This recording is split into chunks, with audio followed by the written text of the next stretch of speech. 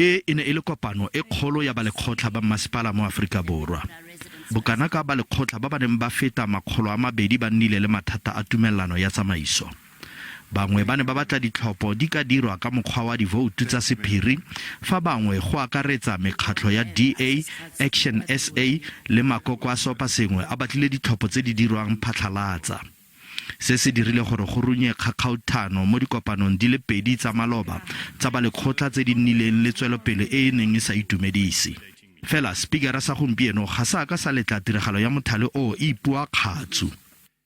I reserve my rights as the speaker to stay on the ruling that I've made on the 13th. Faile makoko kganetso a ne a sa itumelela tswelopele. You have refused us to have a caucus. I want it to be put on record. Thank you. We did verification. All of the political parties that we went through, they've got this very same form, which is from your office.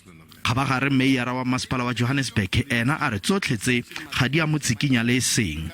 A re e ke nako ya thebolo ya tirelo mono Johannesburg le fa mekgatlho mengwe e sa batle go amogelwa fa e fentswe. The first meeting was a lot more volatile than what we're seeing here today. They're singing peacefully today. We understand defeat.